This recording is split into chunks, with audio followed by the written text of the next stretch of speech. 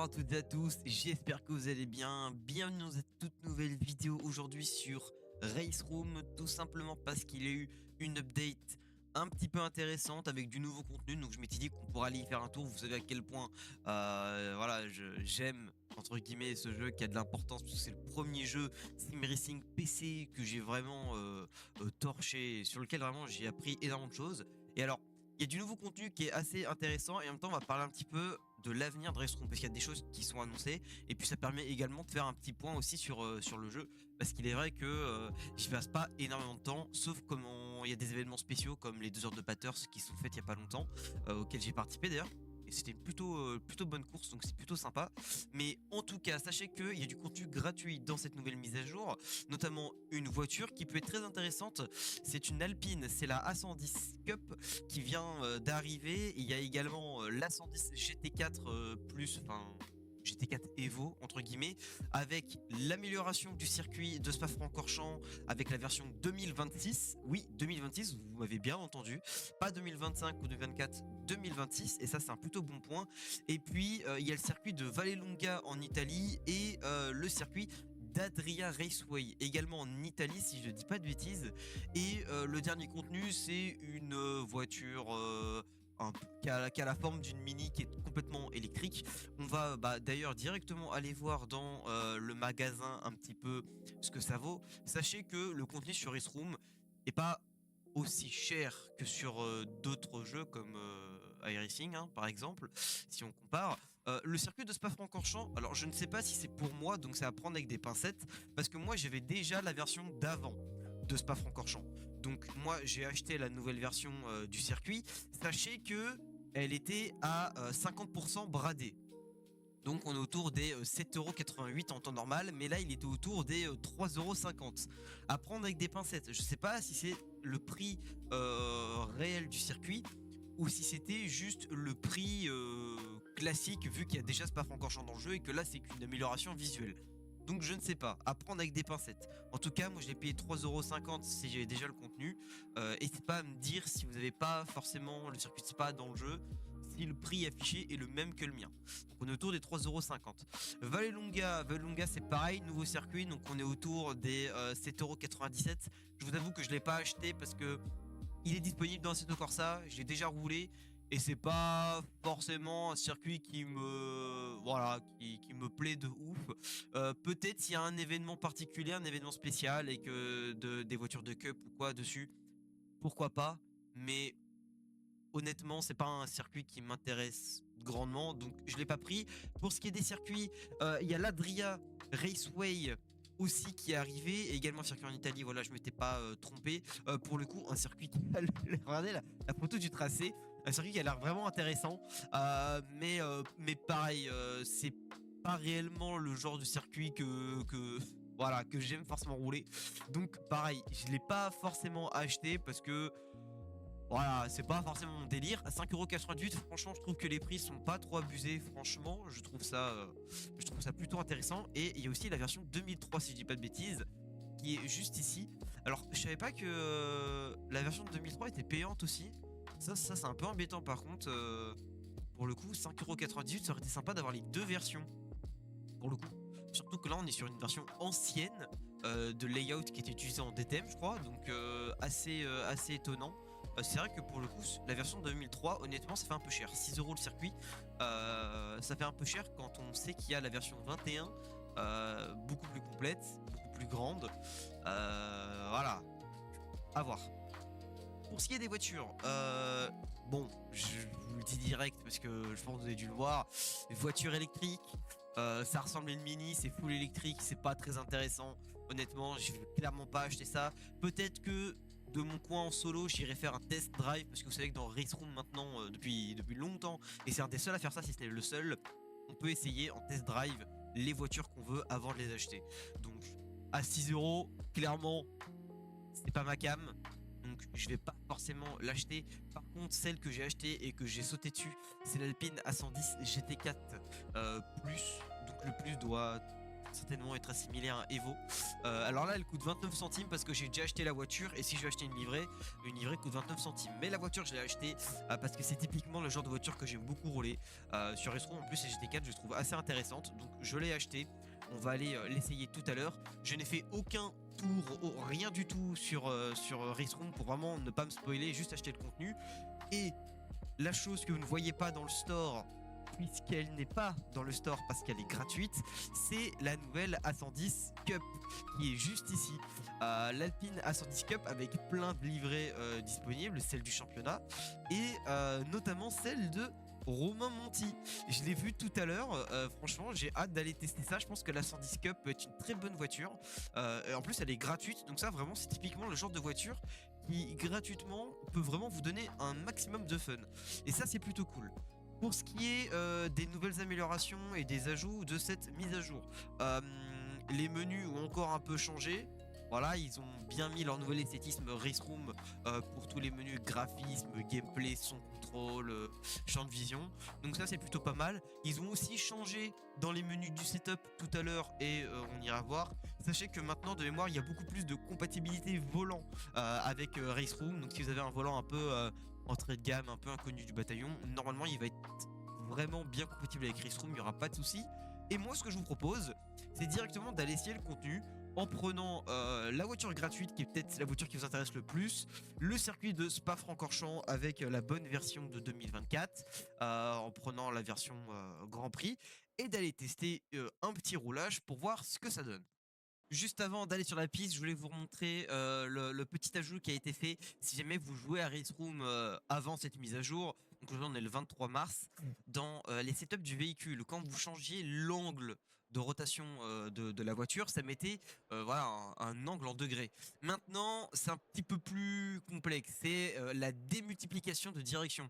C'est une sorte de ratio si vous voulez de direction, et quand vous le changez, vous allez voir que le chiffre qui est juste ici, plage de direction voiture, va changer. Vous voyez, par exemple, si je le baisse, on voit qu'on est passé à 540. Si je le remets comme il est à l'origine, si je me trompe pas, parce que si je fais pas n'importe quoi, on va être à 694.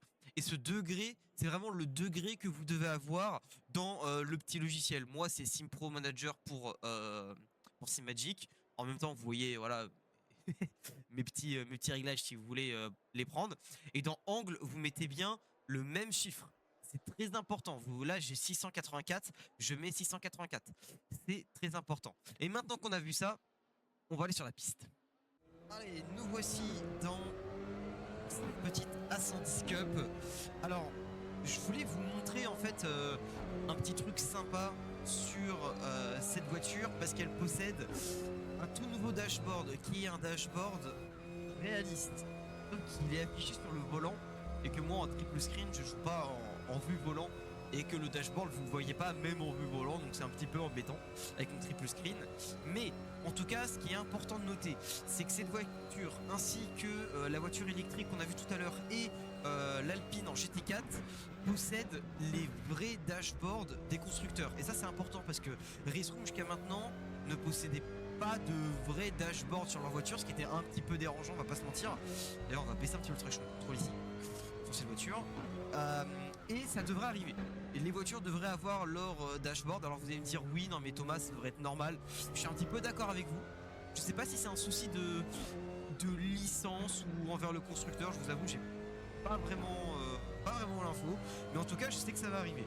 Ce qui devrait aussi arriver dans le futur, ce serait des nouvelles GT3, notamment la Ford Mustang qui n'est pas dans le jeu, la Temerario de Lamborghini qui est toute nouvelle en GT puisque c'est le nouveau modèle, qui d'ailleurs je crois de mémoire a roulé à Sebring week-end dernier pour les tousseurs. Et je crois qu'il y a aussi l'Aston Martin qui doit faire son apparition, mais plus tard dans le jeu. C'est des infos encore à prendre avec des pincettes, il n'y a pas eu de validation à 100%, du moins de ce que j'ai vu. Donc à prendre avec des pincettes. Voilà, c'est des bruits de couloir, c'est des bruits qui courent entre guillemets. Donc ça pourrait être très intéressant de voir ce que ça pourrait donner. Il y a eu également des petites modifications sur le HUD dans le jeu, mais honnêtement, pas grande nouveauté à part les noms des pilotes et voilà, un petit peu de data au niveau accélérateur, frein et autres. Sinon à part ça, ça n'a pas beaucoup changé. Donc je garde mon overlay custom personnalisés que vous pourrez retrouver dans la description. Et on va faire un petit retour sur cette voiture parce que là ça fait déjà un tour. Alors c'est mon premier tour avec. J'ai pas l'habitude de rouler ce genre de voiture cup un peu. Pas beaucoup d'aéros, qui ont pas beaucoup de puissance. Mais franchement c'est très sympa. Et ce que je peux vous dire c'est que dans le volant, on ne ressent pas énormément voilà, d'informations, de choses. Après Race Room est limité dans son force feedback par rapport à autres. Ça fait un petit moment que je roule sur iRacing et LMU ces derniers temps. Donc forcément je suis bien impacté des retours de force et des effets de ces simulations. Et c'est vrai qu'on sent vraiment que Race Room est clairement bien en dessous. Après encore une fois, pour une aussi petite team de développement, franchement c'est du bon. On va pas se mentir, c'est du bon, voire même du très bon. Mais comparé à d'autres, c'est encore en dessous. Il manque des informations dans le volant. Je sais pas, ça reste sympa à conduire, attention. C'est cool à conduire, c'est sympa. En course, ça doit être très marrant, très fun. Mais c'est vrai qu'en termes d'informations, il y a un vrai manque dans le volant. Et je le sens vraiment direct. Est-ce que c'est la physique du jeu? Est-ce que c'est la voiture? Honnêtement, il faudrait que je teste la GT4 pour en être sûr. Parce que franchement, moi, la physique était plutôt bonne. Vous voyez, j'ai participé aux 2 heures de Bathurst en Special Event sur le jeu il y a quelques semaines en Porsche GT3. Et franchement, l'entour de force était vraiment top et je me suis vraiment éclaté, je me suis vraiment amusé. C'était très intéressant. Se battre contre des pilotes e-sport, c'était vraiment sympa. Mais là, pour le coup, je trouve qu'il manque un peu d'informations. Voilà, mais franchement, c'était bien. En termes de modélisation, ça reste clean. Franchement, à l'intérieur, c'est plutôt sympa. Alors, c'est pas aussi détaillé que Assetto Corsa ou Le Mans Ultimate. Mais franchement, ça fait le taf. Et franchement, c'est plutôt cool. On va pas se mentir. Encore une fois, il faut partir du principe que c'est une petite organisation qui est derrière. C'est pas sur 397, iRacing ou voilà. Après, vous allez me dire, Racing Studio avec leur mode sur Assetto Corsa, peut-être mieux en termes de modélisation. Ça, je suis carrément d'accord avec vous. Encore une fois, je sais pas pourquoi il n'y a pas autant de modélisation sur Race Room. Peut-être que c'est un point qui ont pas envie, voilà, de travailler de ouf dessus parce que c'est pas le truc prioritaire. Et je serais un petit peu d'accord avec cette réflexion. C'est vrai que moi, de voir les câbles et tout qui passent à l'intérieur, je m'en fiche un petit peu. Mais en tout cas, je le trouve plutôt sympa, malgré un manque d'informations. La voiture est plutôt sympa. Et en termes de circuit, franchement, la version 2026 est très sympa. Alors, je crois que c'est juste un rework, c'est pas un rescan. Donc c'est le même que l'ancien, mais entre guillemets avec un skin. Donc c'est un peu voilà, c'est un peu mid, j'ai envie de vous dire. C'est sympa d'avoir par exemple la nouvelle tour devant nous de Spa-Francorchamps qui est même pas encore construite en physique, mais de l'avoir dans le jeu en avance, c'est plutôt sympa. Et franchement, pour être honnête avec vous, je m'amuse un peu quand même. J'irai faire quelques courses en online, je pense, pour tester le contenu de mon côté. Mais franchement, c'est plutôt sympa. Et en termes de son, bon, c'est le son d'une A110 Cup, hein, c'est pas exceptionnel non plus. Je sais que Race Room est plutôt bon dans leur son, mais faut pas abuser non plus. Ouais, je me suis un petit peu loupé là, je suis arrivé comme un chacal.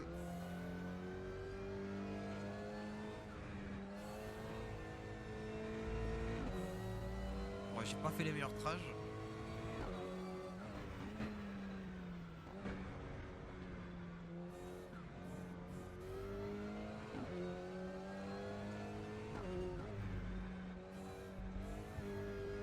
Ouais, non, pas bon ça. On va essayer au moins de terminer ce tour correctement.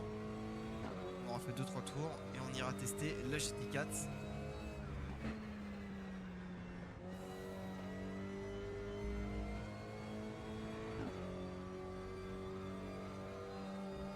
Par contre, ça c'est typiquement le genre de voiture qui a poussé pour aller chercher le dernier dixième de seconde. Va être un peu dur, mais ça c'est le genre de voiture qui me plaît. Donc j'espère peut-être des special events avec cette voiture, des petits championnats par Race Room. Ça pourrait être vraiment très sympa. Là.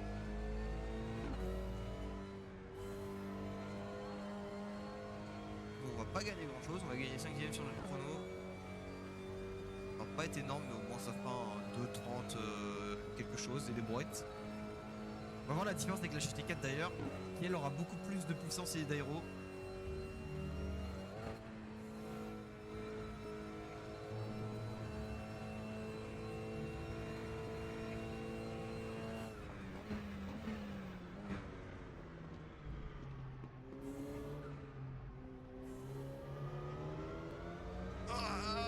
Ça peine un petit peu la Rexel, là on a perdu un petit peu de temps. Et on fera un 32, 7, 8, 38 tout pile. Bon, petite Alpine sympa, pas la voiture du siècle honnêtement, mais pour une voiture gratuite c'est toujours intéressant. Il manque un petit peu de ressenti, il manque un peu d'informations, en espérant maintenant que la GT4 soit elle un peu plus plaisante à rouler. Et ça y est, cette fois on est avec l'Alpine A110 GT4 qui fait un bruit qui fait un bruit assez fort. Ah, dans le casque c'est plutôt fort, et là voilà, on voit déjà qu'il y a tellement plus d'aéro que l'Alpine Cup, pardon. Donc là on va avoir un peu plus de puissance, plus d'aéro. On va normalement tourner quand même beaucoup plus vite qu'avec la Cup. C'est peut-être pas la meilleure des idées de passer à la 6, on verra. Et franchement, honnêtement, en termes de son c'est déjà bien mieux. Et en termes là sur les premiers virages, je la trouve un peu mieux. Après c'est plus mon style de pilotage parce que plus d'aéro, un peu plus de puissance, donc je suis plus habitué à ce genre de voiture. Moi ça me plaît, donc j'ai déjà un avis un peu plus positif sur cette voiture par rapport à l'Alpine Cup, mais qui restait quand même une bonne voiture sympa. Voilà, on va bien monter dessus là. Ok, pareil, je la trouve un petit peu en dessous en termes d'information par rapport à d'autres voitures que j'ai pu rouler dans le jeu. Mais franchement, on est quand même un peu mieux que l'Alpine Cup, honnêtement. Je prends beaucoup plus de plaisir dans le volant, ça c'est sûr et certain.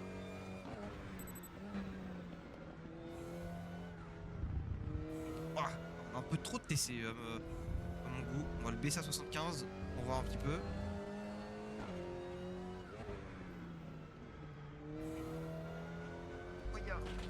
On réaction un petit peu trop tôt. Oh là putain, j'ai bien senti les graviers là.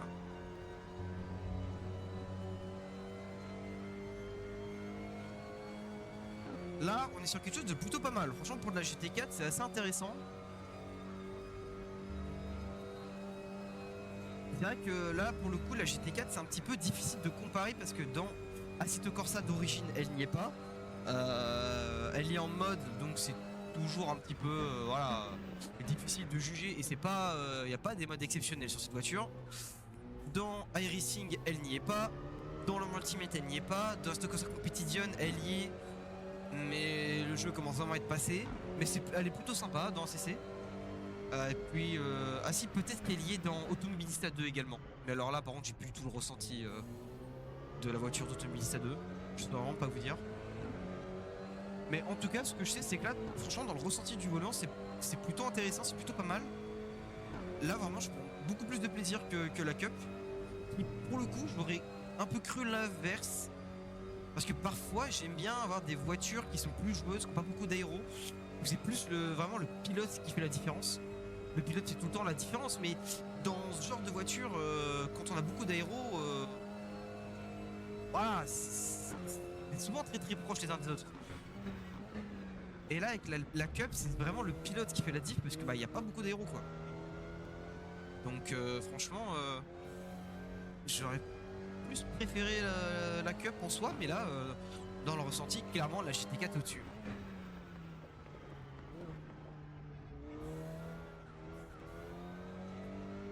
Ça pareil, des petites endurances, des petits événements spéciaux là, spéciaux pardon, 1 heure ou deux là.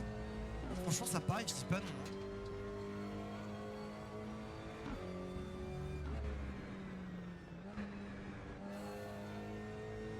Ah, puis alors le combo Spa GT4 c'est toujours aussi plaisant. Un de mes meilleurs combos en GT4. Voilà, je vous jure, je vais stopper le record de la vidéo ici et je vais continuer hein. Parce que là, je suis en train de m'amuser de ouf hein. Alors on dirait pas hein, mais là vraiment je suis vraiment en train de kiffer.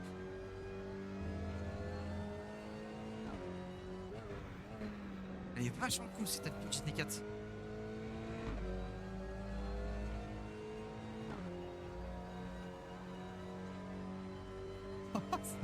On va voir qu'est-ce qu'on fait en termes de chrono. par rapport à l'Alpine Cup. Je sais qu'on va beaucoup plus vite, mais à quel point on verra. Mais franchement, en tout cas, là vraiment, je prends un plaisir dingue. Hein. Alors, on va faire un petit dernier tour, après on va faire un petit débrief, mais sympa. Ouais, ici, par gaffe, pas beaucoup d'aéros.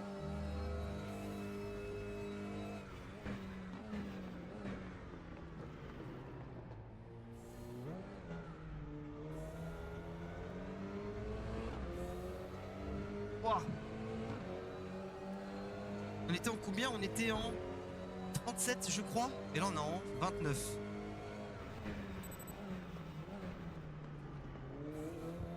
Ouais là, je suis carrément levé. J'ai un petit peu de temps. Donc on va essayer de faire un dernier chrono.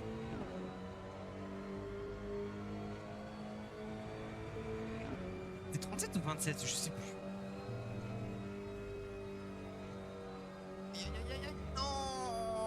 Le chrono il va pas être compté, bon c'est pas, c'est dommage. Mais en tout cas, est-ce que c'est plaisant cette voiture, franchement. Franchement c'est trop plaisant. Je vous assure, dans le volant là, ça c'est vraiment cool. Je t'invite vraiment à l'essayer en test drive sur un circuit genre Portimao dans le jeu. C'est cool, les Crespo, on peut faire cette option, donc ça c'est vraiment sympa. Et vraiment de voir pour l'acheter après parce que franchement elle est vraiment cool. Pour le coup elle est vraiment top. D'ailleurs en parlant de Race Room, sachez que j'ai réussi à avoir contact avec des gens qui travaillent chez Race Room. Et on est en train de parler, discuter pour peut-être avoir une version preview bêta. Quand le contenu futur sortira, j'aurai peut-être accès à une bêta pour vous faire des vidéos en avance. Et ça peut être cool. Ça peut être vraiment très très cool. Parce que je vous avoue qu'on la tourne un peu aujourd'hui.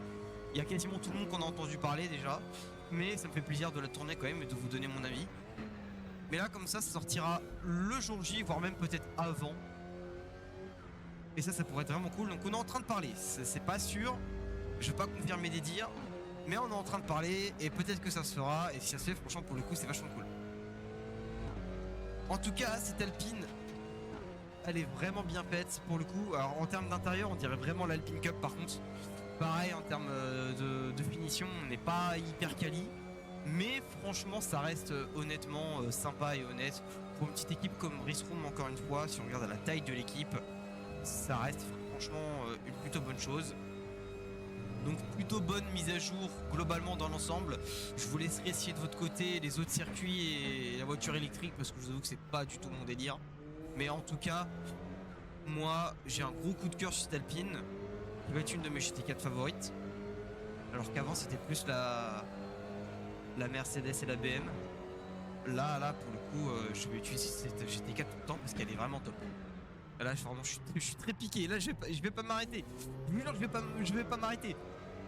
Là, je vais repartir pour un tour, mais si je continue la vidéo elle va faire 30 minutes. Déjà qu'on doit pas être très très loin. Donc moi je vais vous laisser là-dessus. Et je vais continuer mes petits tours. Continuer à un petit peu à prendre du plaisir, même pas forcément m'entraîner ou quoi, juste rouler et prendre du plaisir parce que là je suis en train de kiffer comme pas possible. Merci à toutes et à tous d'avoir regardé cette vidéo. Si elle vous a plu, n'hésitez pas à mettre un petit pouce bleu, à vous abonner et à mettre la cloche, ça fait super plaisir. Et je vais mettre en description le lien de mon HUD si jamais vous le voulez et également le lien de la page Steam avec le patch note pour voir un petit peu les ajouts qui ont été faits si vous avez envie de voir un petit peu plus en profondeur. Mes réseaux dans la description, retourne-moi sur Insta, c'est là où je suis principalement le plus actif pour les stories, les sorties de vidéos, etc. etc. Twitch de temps en temps, on fait des petits streams. Peut-être qu'avec cette nouvelle mise à jour, on va faire des petits streams. Ce week-end, là, un petit stream, ça pourrait être pas mal. On va voir, en tout cas, moi je vous dis à la prochaine, si c'est tort. Ciao, ciao.